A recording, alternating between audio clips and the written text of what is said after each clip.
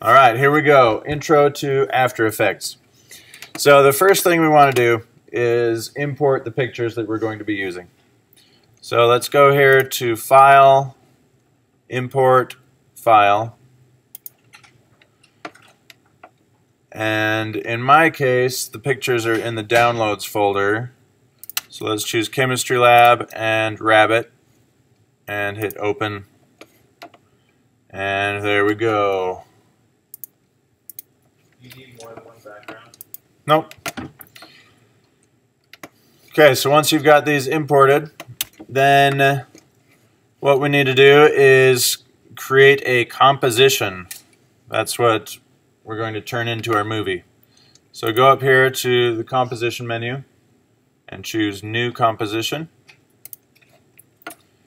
And that'll bring up this menu setting, and I don't know what it starts out as the default preset for you. Since I've used Final Cut before, it comes up with the thing that I used last, but this is the one that you want, HDTV 1080-24. This is probably the most common one you're going to be using. So choose that, and then all your other settings should look like this. Resolution, change to quarter, and then duration down here. I don't know what the default is for that, but make sure that is 10 seconds. And how time code works here, it means hours, minutes, seconds, frames. So if you have all zeros but a 10 here, it'll last for 10 seconds.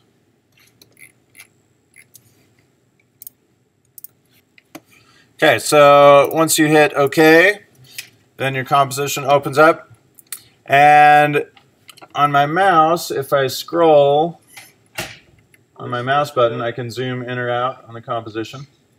Were we supposed to do it wide? Doesn't matter. So I'm going to get it so I can see the whole frame and some of the edges around here. Now I'm going to go over here on the left. So this is my bin. This is where it lists all the items I can use in my movie. So I'm going to find the background. And down here at the bottom, this is my layers. And then over here is the timeline. So I'm going to click on the background picture and drag it into the layers. And then see how that shows up in my composition. And in the case of this chemistry classroom, we purposely drew that so it was long and wide. So I could slide this around to any point of this, and I can click on the corners and resize it. If I want to keep the same perspective, I need to hold Shift. Otherwise, it could get really squished and distorted. So I'm going to hold Shift while I do that. And let's just put it about there. Okay, once you've got that, then you'll want to go down here in your layers and click the lock button so that you don't accidentally move the background picture. Resume here. Alright, so we've got our background. Next, I'm going to click on my character. And with the character, I'm just going to drag it straight onto my canvas. See how it shows like the outline of it? And then when I let go, now my character shows up. And I'm going to resize it so he's kind of filling the screen here. And notice it looks pretty pixelated, right? The quality's looking really bad. That's because I set it at a quarter resolution. What's not showing up? Well, You have to put it above the other layer? okay. Once you've got your character on here, you can resize it, position it wherever you want it to be. And now, oh yeah, I was talking about how if I switch the resolution to full, then it's going to look a lot better. But for these purposes, I generally keep it at quarter resolution just because it helps with the processor speed while you're animating. And then once you export it, it'll be at full resolution, so it'll still look good. Okay, got our character in here. Now, up here, we've got all our tools, the arrow, all this stuff. You're going to want to select the puppet pin tool. This one that looks like a push pin. And then, here's this back. Thank you. What you're going to do is click on parts of your character wherever you want to be able to move your picture around. So in this case, I'll do the ears. Put a pin here at the top of it, and let's do one at the base of the ear. And now I can click on one of these points and I can drag it. Now since I only have 2 pins, it's just pivoting around the second pin. So let's put in some more. Put one at the top of this ear and also at the base of it. Now if I click on this one, it'll only move the top of that ear.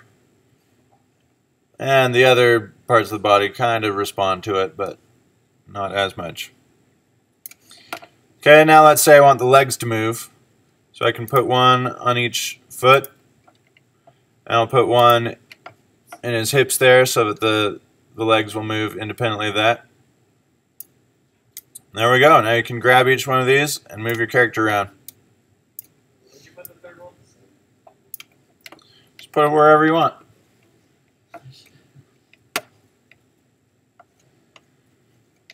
Okay, so notice any of these movements that I make, it changes the character, and it's just going to stay that way for the whole duration of the film. So the next thing we want to do, well, let me pause this. All right, now that we've got some pins in here, let's animate it so it moves with the movie. Now, there is a easy way to do this, really fast, animating it in real time. It's going to be sloppy and imprecise, but it'll do for this project. So what you do, notice when you hover over one of the pins, your cursor turns into an arrow with the 4-way thing. Now, while you're hovering over it, hold down the command button on your keyboard and see how your cursor changes to a little stopwatch thing. So now, while I'm holding the command button, I'm going to click and start wiggling around one of these points. And see how the picture turns into an outline, and also the timeline is moving while I'm doing it. I'm just going to go until the timeline's finished, and then I let go, and now see how it's added these lines. This is the path of motion that it just recorded. And down here at the bottom, see all these black dots? So these are all the keyframes that it recorded while I was doing that. So now I can go over here to my preview menu. If you can't see it, just click on the word preview, and you can hit the play button, and it's recorded what you just did. So that's pretty cool. Now let's hit stop and let's go back to the beginning. Make sure that your timeline here is at the beginning again. And this time I'm going to do the same thing but to the other ear. So I'm going to hold command and click on this point and move the ear.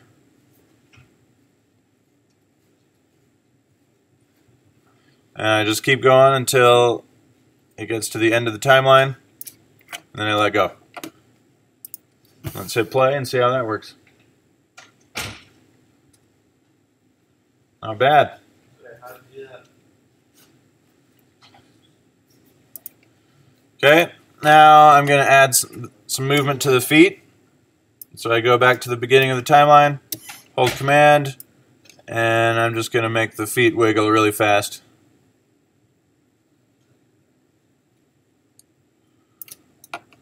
Okay, like that, and then do the same thing with this foot.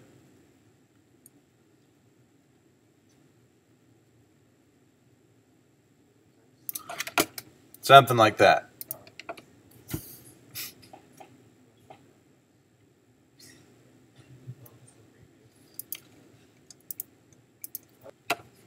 Alright, so that's pretty cool. He's dancing around here in the middle of the screen. But now, let's add a little something to this. I want this guy to move across the screen while he's dancing. Okay, so it's already recorded what he's doing. If I go up here to the arrow tool, I can click and move him somewhere else, and he'll still do his little dance over there. I can move him up here, and he'll do that. But let's have him walk across the screen while he's doing this. All right, so I'm going to drag this back to the beginning of the timeline, and I'm going to zoom out one. So I'm going to have him walk from left to right. Okay, so I'm just going to move him so he's starting on the edge here. And if you look over here in your layers, probably yours looks like mine with the effects drop down. It automatically does that when you add the puppet stuff to it.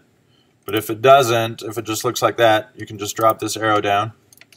And we want to look for this word that says transform. And I'm going to drop that one down too. Okay, so here in the transform, we've got all these options here of things that we can change. So anchor point, that's what is considered the center of your picture. And that, in the rabbit's case, it's where this little bullseye thing is on his forehead. So that means if you rotate, it rotates around the anchor point. So you can move that to his feet or his ears or whatever. We'll leave that for now. Position, that's where he is on the screen. So I can click down here in the position and change that. Scale is how big he is. And rotation, like that. And then opacity, you can make him turn invisible. Okay, so right now all of these attributes are permanent, meaning that it'll stay the same for the whole movie. But in this case, we want him to slide across the screen, so I want his position to change during the movie. So see how each of these has a little stopwatch? So I'm going to click the stopwatch for position, and that means it will record what I do anytime that I move him. So, and it added this little diamond right here. This is called a keyframe. So that means at frame 0, his position will be these coordinates. But then it's going to change. So go ahead and click your stopwatch there to add a keyframe. And then I'm going to drag this over to the end. So now I'm at the end of my movie, and I'm just going to click right on the picture of the rabbit and slide him over to the other side of the screen. And when I do that, see how this line shows up? That's showing the path of motion that he's going to take. So he's going to start at this keyframe, and then he's going to move until he gets to this keyframe. Now I can hit the play button, and he'll start making his way across the screen.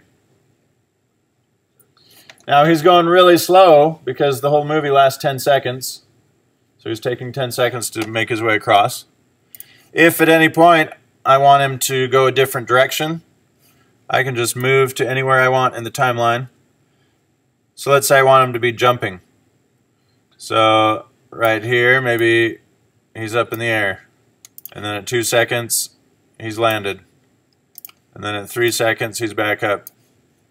So I can go through here and add different positions and see how the path changes along with it.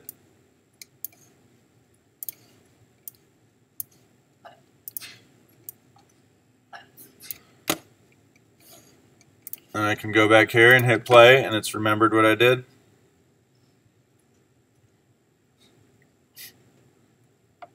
Okay, so that is like the slowest, weirdest jump ever. His legs are all wiggling while he's in the air. So let's say after the fact I'm like, oh, I want this to happen a lot faster. So I can go down here on the timeline and click on any of these keyframes and just slide it over, and then that keyframe will happen sooner. Or I can select multiple keyframes like that, click and drag, slide them all over. And I know there's a way to, oh yeah. In this case, if I want to kind of close the gap, see how I've got lots of them selected? I could one at a time drag them over like that. Or I can select them all and then just hold the Option button and click on the last one and see how they all get closer together. So now when I hit play, he'll do at least these first few a lot faster. And then he goes into super slow-mo here.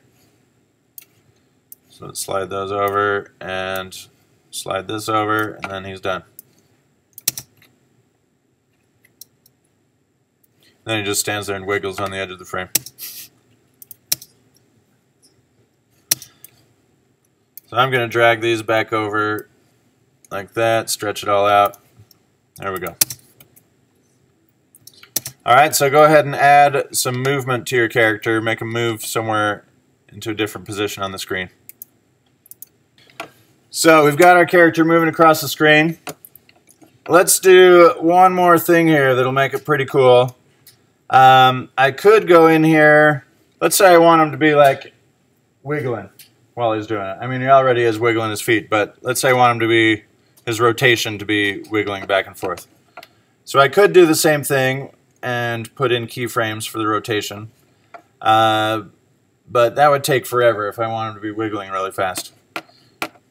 So if you want to add an element of randomness to this, hover your mouse over the stopwatch thing and hold the Option button and then click on the stopwatch. And see how that dropped down this little menu that says expression, and it opened up this text thing over here. So an expression means you can write a little mini program for this attribute. So we're going to write a program called wiggle, and it's really easy. All you have to do is type the word wiggle, and then you put a parentheses, and then you'll put two numbers in there. So I'm going to put a 5 and a comma and a 20, and then I'll close the parentheses. So what this means is that it's going to wiggle, meaning it's going to change the rotation amount. And the first number is how many times per second it's going to do that. So in my case, it'll change the amount 5 times every second. The second number is how much it's going to change it by, plus or minus. So it'll start out at a 0 rotation, and it'll change it either plus or minus 20 or some random number that's less than 20. Alright, so now as I go through the timeline, see how it shows the current rotation amount? Right now it's -4, right now it's -6, -3, 5. So it's changing at random numbers less than the number 20. Do you want us to upload the photos to the Hold on, CDT, right? I'm recording this right now. So now see how his rotation's wiggling back and forth? So 5 times a second, it's changing that. If I want it to happen a lot faster, I could go back in here and let's say 30 times a second, and I want him to rotate 50 degrees maximum. Now he's all over the place.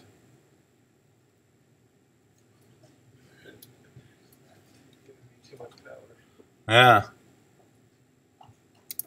So that's a little too much, so I'm going to go back to 5, 15. And you can do this, I mean, I did it with rotation, but you can do it with any of them. Any attribute that you want to add some variation to it, just put this wiggle thing in there. So I hold Option, I can do it to opacity, make him fade in and out. So I'm going to hold Option, click on the stopwatch, type in wiggle, and let's say I want 2 times a second to change the opacity by 50 or less.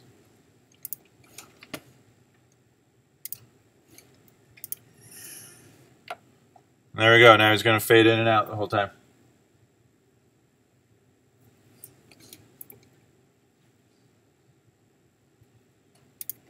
Alright, so try adding a wiggle expression to at least the rotation, and maybe to more if you want.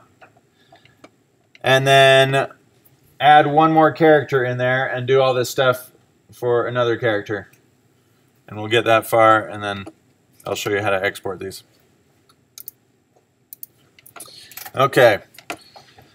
Last thing we want to do is turn this into a movie that we can turn in or send to somebody. So I'm going to go File, Export, Add to Render Queue. And that opens up my render queue down here. And by default, it has, this is the file format, lossless. So I don't want that because that's a huge file and it's hard for my computer to play. So I'm going to click on the word lossless. I'm going to go to Format Options. And here where it says Animation, I'm going to change this to H.264. And I'm going to hit OK, and I'll hit OK. And now it's changed it to Custom QuickTime. And if I leave it how it is, then every time that I export something from After Effects, I'll have to do that same thing, go through all those menus. So I'm going to create a template so I don't ever have to do that again. So I'm going to click on the arrow next to here and go to the bottom, Make Template. And now I can name this. I'll name it H.264 since that's the format I'm using, and I hit OK. I'm not going to hit OK because I've already done this, but you should. And now when you hit that thing, then H.264 is one of the options, and we'll just export it that way. Then the other thing, Output to, I want to click on that, and this is where I name the thing. So Dancing Rabbit, and hit save, and it's going to go to my desktop. Okay, and on most programs, once you hit save, then it saves it. But in this case, there's one more step. You have to go over here to the render button and click that, and then it renders it out, and it will end with a satisfying little ringing bell.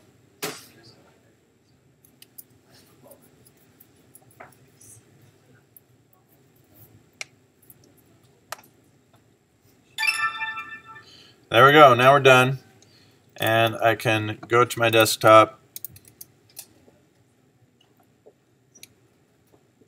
and find that picture, or find the movie. Here it is, Dancing Rabbit.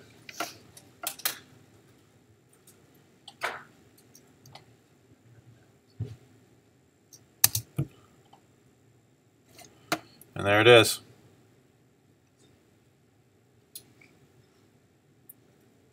Some of you were asking about adding music to it. So you would just import the song just like you would a picture. Import the file, and then just add that song onto your layers down here. And then the song will play along with it. Or you can do it in Final Cut afterwards, whatever. Alright, so get those exported and then upload them to Canvas, and you'll be done.